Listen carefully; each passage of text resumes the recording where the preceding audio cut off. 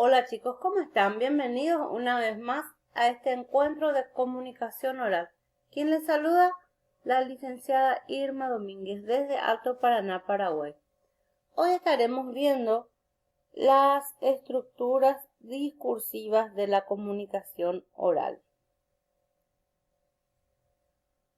Bueno, veremos una de ellas, teniendo en cuenta que estas estructuras son las maneras con las que se pueden exponer los objetivos de interés. Es decir, que el emisor puede utilizar una de ellas dependiendo cuál es su intención comunicativa. Un orador puede utilizar, por ejemplo, la estructura narrativa, que consiste en relatar hechos o situaciones que suceden en una secuencia. Podría responder a las preguntas ¿cómo sucedió? ¿O qué sucedió? ¿Qué pasó? Esta forma del discurso expositivo establece un orden temporal de los acontecimientos que explican un fenómeno. Se suele usar entonces la narración. Suele empezar el discurso con una narración. Luego tenemos la forma dialogada o de diálogo, que es una modalidad del discurso oral y escrito. Esta se da en la comunicación entre un emisor y un receptor que interactúan. Consiste en presentar una conversación sostenida entre dos o más interlocutores.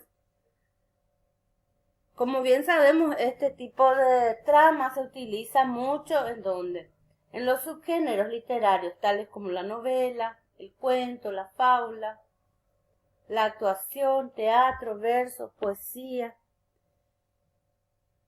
Y luego tenemos otra forma, otra estructura discursiva, que es la descripción. Implica los elementos distintivos que permiten identificar un objeto o ser vivo específico. Responde a la pregunta ¿cómo es? Describe. Descripción. ¿Sí? Luego tenemos otra estructura que vendría a ser la caracterización. Entrega información sobre los rasgos de personas, personajes o figuras personalizadas. Además, suele incorporar el factor de la subjetividad. Por lo tanto, el emisor, al referirse a estos sujetos, emite un juicio acerca de ellos. Eso llamamos entonces caracterización. Luego tenemos la argumentación. Esta, como bien sabemos, tiene un objetivo: expresar opiniones o debatirlas con el fin de convencer o persuadir a un receptor. La finalidad del autor puede ser probar o demostrar una idea o tesis, refutar la contraria, o bien convencer, persuadir, disuadir al receptor sobre determinados comportamientos, hechos o ideas. Esto se suele utilizar mucho cuando el emisor quiere que el público tome una decisión determinada a tal o cual ideas que él quiere transmitir e imponer incluso, ¿verdad? En los discursos políticos, por ejemplo, se utiliza mucho la argumentación.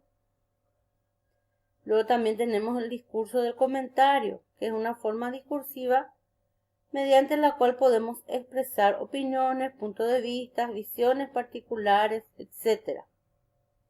Bueno, ahora que conocemos estas estructuras discursivas, no olvidemos algunos aspectos a tener en cuenta para la exposición.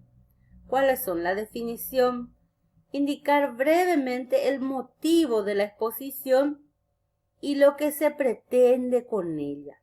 ¿Sí? Ahí vemos entonces qué vamos a utilizar. En cuanto a su estructura, el mensaje que se desea transmitir debe presentar etapas en su desarrollo de manera coherente, ¿sí? Durante el inicio, desarrollo y cierre de la exposición. También tenemos otro aspecto que es muy importante, la sencillez. Tener claridad en los conceptos que se desean usar para que sean contextualizados desde el discurso y la propiedad. Claro que sí, es muy importante también la claridad, brevedad y cortesía y cercanía, ¿sí? Con la que se puede interactuar con el público. A ver, veamos algunos elementos, recordar algunos elementos del lenguaje no verbal. La apariencia personal del orador es muy importante. La mirada, la expresión facial que vimos la semana anterior, gestos y posturas, el contacto físico. Entonces, en la comunicación oral es muy importante que las personas utilicen elementos que aportan a la expresión de sus ideas frente a las demás personas. La mirada, por ejemplo, debe estar en dirección al público al cual estamos exponiendo. Esta define nuestro estado frente al auditorio. La apariencia personal. Este es un matiz de la comunicación oral que hace que nuestra presentación sea de agrado o rechazo. El primer contacto visual que tiene el público con el orador es observar su apariencia personal. Quierase o no, hay que tener muy en cuenta eso. Si vamos a exponer en nuestra clase de comunicación, en nuestra clase de ciencias o en cualquier otra de las disciplinas, entonces, ¿qué es lo primero que el docente observa en los estudiantes? Que está bien uniformado, ¿sí? Todo eso se tiene en cuenta y por eso se practica desde la secundaria este tipo de actividades. Y de ahí, cuando el día de mañana tengamos que exponer ante un público, ya sea en el ámbito personal o laboral, estemos bien capacitados para hacerlo. Está la expresión facial, esto deja mucho, no podemos decir estoy feliz, ¿recuerdan? Y la cara nos puede delatar, entonces tenemos que tratar de que estén en concordancia, ya sea los gestos, la postura y la expresión facial. Nuestras manos debemos tener un especial cuidado con los gestos que hagamos con las manos, en la postura, la mirada.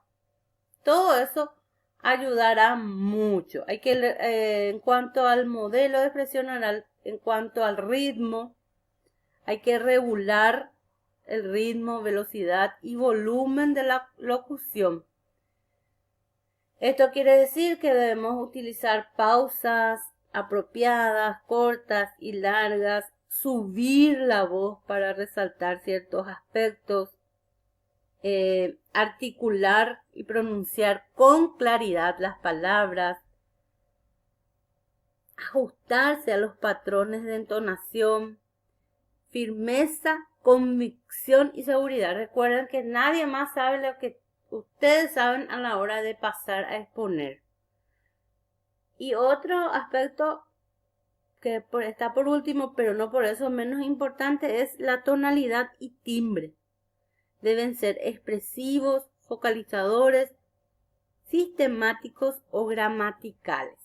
Bueno, con esto y con los consejos de su docente, yo creo que podrán realizar una excelente exposición la siguiente clase. Entonces, gracias, hasta pronto.